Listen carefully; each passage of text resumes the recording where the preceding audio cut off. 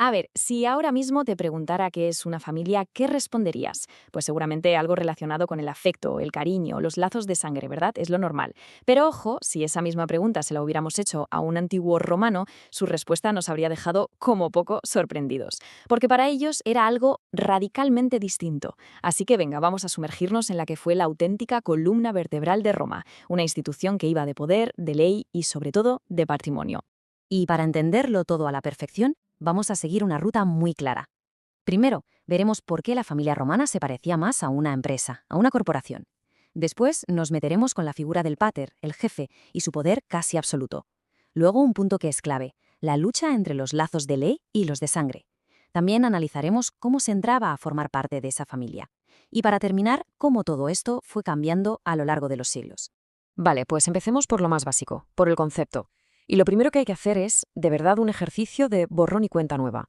Olvidémonos por un momento de lo que entendemos hoy por familia, porque aquello no tenía nada que ver con un refugio emocional. Era, simple y llanamente, una unidad de producción, una máquina de poder. Es que mirad, el contraste es brutal. Para nosotros hoy, la familia es, pues eso, afecto, vínculos, sangre. Para ellos, era corporación, poder y ley. Era tal cual una empresa, una entidad económica y sobre todo jurídica. Aquí las relaciones no se basaban en el cariño, o al menos no necesariamente. Se basaban en lo que dictaba la ley. Punto. Y claro, toda corporación necesita un jefe, ¿no? Pues aquí teníamos al pater familias. Y ojo que no era solo un padre. ¿Qué va? Era el dueño y señor de todo. El único con capacidad legal para poseer cualquier cosa. Imaginaos, hijos, nietos, la esposa, los esclavos, todos vivían bajo su poder, bajo su potestas. Y todo lo que ganaban, todo lo que adquirían, era para él. Era, vamos, el director general con poderes absolutos de esta peculiar empresa familiar. Pero bueno, este poder tan bestia, ¿cómo funcionaba en la práctica? ¿Era simplemente un se hace lo que yo digo, ya está?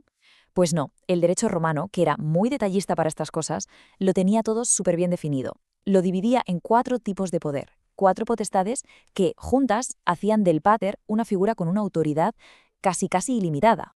Y aquí las tenéis, la patria potestas, que era el poder sobre los hijos y el resto de descendientes.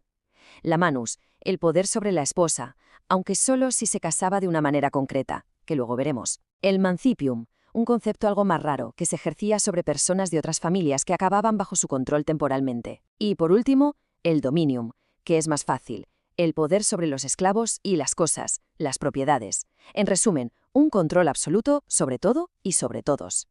De todos estos poderes hay uno que, te deja helado. Es el que surgía de la patria potestas en la Roma más antigua. Se llamaba el jus vitae nexis y significa, literalmente, lo que suena, el derecho de vida y muerte. O sea, según la ley más antigua, la ley de las 12 tablas, un padre podía castigar a sus hijos como quisiera. Y cuando digo como quisiera, me refiero a hasta el punto de poder matarlos, sin juicios ni nada. Una locura. Por suerte, esta barbaridad no duró para siempre, claro. Fue algo que cambió, y mucho, con los siglos.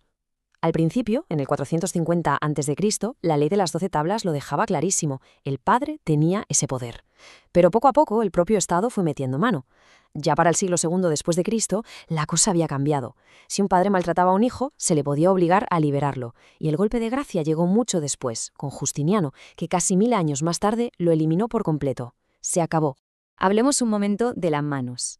Si una mujer se casaba in manu, que significa con poder, su situación legal cambiaba radicalmente. Era como si se desconectara por completo de su familia de origen, rompía todos los lazos con ellos y a ojos de la ley pasaba a ser como una hija más en la familia de su marido. Las consecuencias, sobre todo para la herencia, eran brutales. Ya no heredaba de su padre, sino de su nueva familia. Y justo esto de la manus nos abre la puerta al concepto, yo diría, más importante de todos para entender la familia romana. Es la madre de todas las diferencias, la que existe entre los lazos que crea la ley y los lazos que crea la sangre. Aquí está la clave de todo. Los romanos tenían 2 palabras, agnatio y cognatio. La agnatio era el parentesco legal, el que contaba de verdad para la ley antigua. Se pasaba solo de hombre a hombre y metía en el mismo saco a todos los que estaban bajo el poder del mismo jefe, incluso a los hijos adoptados.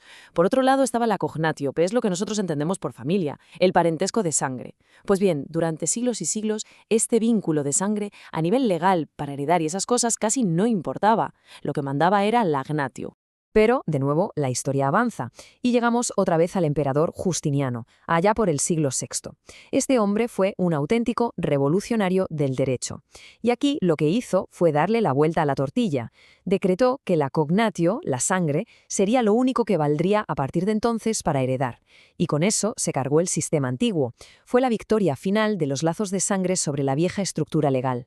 Muy bien, ya tenemos más o menos claro quién era la familia romana y quién mandaba. La pregunta ahora es, ¿y cómo se entraba ahí?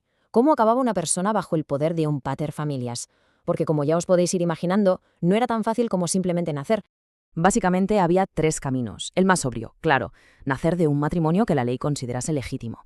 El segundo, que era súper común en Roma, era la adopción, que no era cualquier cosa, era un acto legal muy solemne.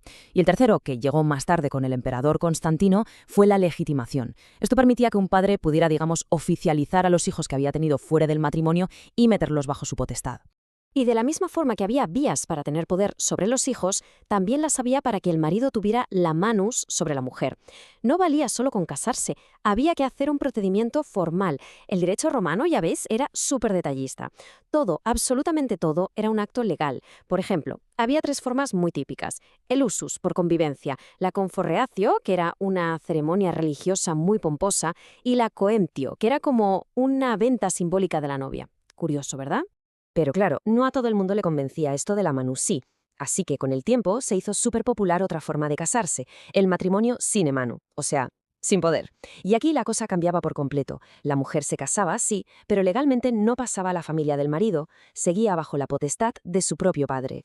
Esto le daba una independencia económica y personal muchísimo mayor.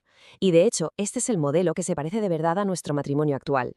Y con esto llegamos ya a la recta final. Es el momento de atar todos los cabos. Porque si algo ha quedado claro es que la familia romana no fue una foto fija, para nada. Fue una institución que estuvo en constante cambio, que evolucionó una barbaridad a lo largo de más de 1000 años. El resumen de esa evolución es bastante claro. Empezamos en la época arcaica con un modelo súper rígido, el del agnatio, con un poder del padre que era casi total. Luego, en la época clásica, la cosa se empieza a relajar. Los jueces, los pretores, empiezan a darle algo de importancia a los lazos de sangre.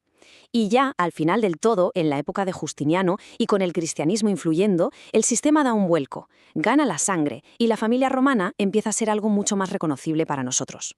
Así que después de todo este recorrido nos queda una pregunta flotando en el aire, ¿no? Una pregunta que sigue siendo igual de importante hoy. ¿Qué define de verdad a una familia? ¿La ley? ¿La sangre? ¿O el poder? Roma tuvo varias respuestas a lo largo de su historia, y quién sabe, quizá la nuestra, la del siglo XXI, tampoco sea la definitiva y siga evolucionando.